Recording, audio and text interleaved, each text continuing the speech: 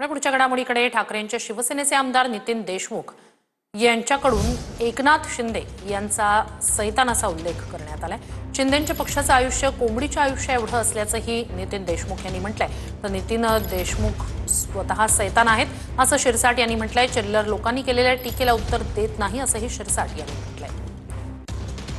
धनुष्य बाणाला मत देणं म्हणजे धनुष्य बाणाची शिवसेना शिंदे गटाचं आयुष्य फक्त कोंबडी एवढं आयुष्य आहे। म्हणजे कोंबडीचं आयुष्य तुम्ही पाहिलं असेल किती असते तर कोंबडीचं आयुष्य जेव्हा माणसानं कापली तेव्हा आयुष्य खलास झालं एवढं आयुष्य या शिंदे गटाचं आहे। म्हणून या गद्दाराला मतदान करू नका। अरे हा एकनाथजी शिंदे तर भगव्याच्या आड लपलेला अक्षरशः सैतान आहे। या सैतानाला मत देऊ नका। सैतानाला मत देणं म्हणजे गद्दाराला मत देणं। हे स्वतः सैतान आहेत। एकनाथ शिंदे काय हे महाराष्ट्र जाणतो आणि अशा चिल्लर लोकांनी केलेली टीकेला आम्ही उत्तर सुद्धा देत नाही। तर विधानसभेत फिरले असते तर 10,000 मतांनी पराभव झाला असता। नवनीत राणा यांनी अजित पवारांच्या राष्ट्रवादीच्या आमदार सुलभा खोडके यांच्यावर टीका केली आहे। खोडकेंचा पराभव करण्याची ताकद भगव्यामध्ये आहे असं नवनीत राणा यांनी म्हटलंय। तर खासदारकीत पराभव झाल्यानं नैराश्यातून नवनीत राणांचं हे वक्तव्य असल्याचं सुलभा खोडके यांनी म्हटलंय।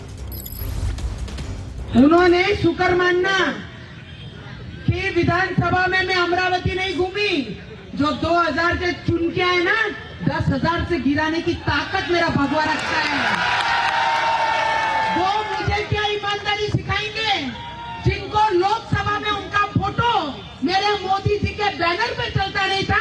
इस क्षेत्र की आमदार की बात कर रही हूँ। वो तो मेरा भगवे का ईमानदार व्यक्ति थे करके तुम विधानसभा में 2000 से चुन के आए। असं वाटते त्या माजी खासदार आहेत आणि त्या पराभव झाल्यामुळे त्या नैराश्य याच्यात गेल्या असल्यामुळे अशा पद्धतीचं विधान करत आहे। आणि त्यांना काही हे नव्हतं ना, कारण निवडणुकीमध्ये सगळ्यांना प्रचार करायची सभा घेण्याची मुभा असते। प्रत्येकजण आपापल्या पक्षाचं या ठिकाणी प्रचार करत असतो। परंतु आजच आपल्या अमरावती शहरामध्ये जर आपण चित्र बघितलं तर आपण कुठल्या पक्षाचे आमदार आहे पक्षाचा पदाधिकारी आहे आणि दुसरं आपण बघितलं नवरा कुठल्या पक्षाचा आहे। आता सहकार्याची निवडणूक आहे, सहकार्याच्या पाठीशी उभं राहिलं पाहिजे। हे दोन दाम्पत्य आहे अमरावती महानगरपालिकेचे पूर्ण शहराचा सत्यानाश करण्यासाठी या ठिकाणी आहे।